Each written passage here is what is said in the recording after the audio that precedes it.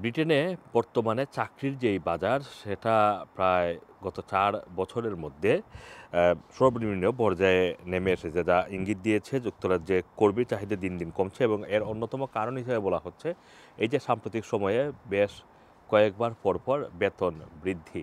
এত বেতন বৃদ্ধির কারণে অনেকেই এখন কর্মস্থলে নতুন কর্মী নিয়োগ বন্ধ রেখেছেন, অনেকেই ছাঁটাই করছেন।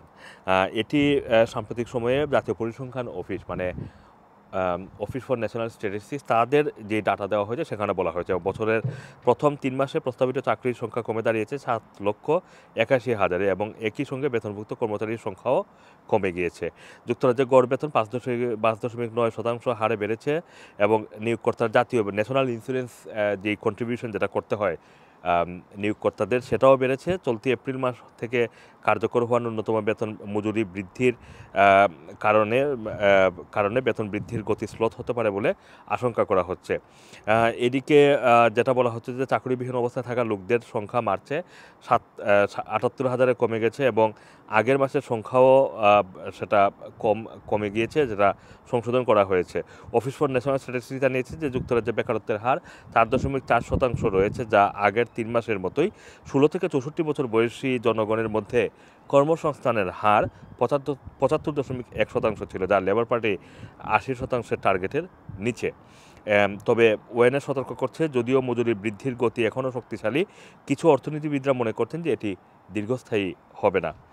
কেপিএমজি ইউকের প্রধান অর্থনীতিবিদ ইয়েল সেলফিন বলেছেন যে এপ্রিল মাসে কার্যকর হওয়া এই যে লেবার মার্কেটের যে ব্যয়টা বৃদ্ধি পেয়েছে সেটা স্বল্পমেয়াদী প্রভাব আগামী মাসগুলোতে বেতনের উপরে চাপ ফেলতে পারে। এদিকে নিয়োগ প্রতিষ্ঠান ম্যানপাওয়ার জানিয়েছে যে ডোনাল্ড ট্রাম্পের যে শুল্ক প্রভাব সেটা ছড়িয়ে পড়ায় শ্রমবাজার প্রকৃত চিত্র পুরোপুরি বোঝা এখনও বাকি আছে।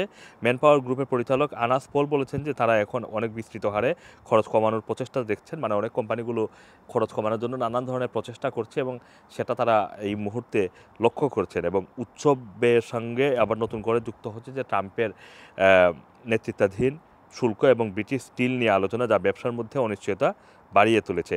এদিকে আপনারা জানেন যে ব্রিটেনের অর্থনীতির একটু সুবাতাস বইছে।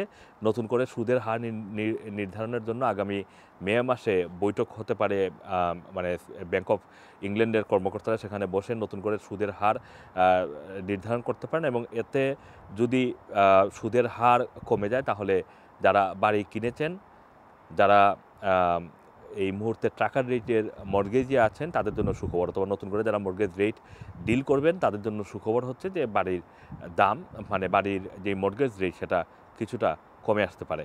আসসালামু আলাইকুম, রানা টিভি, লন্ডন।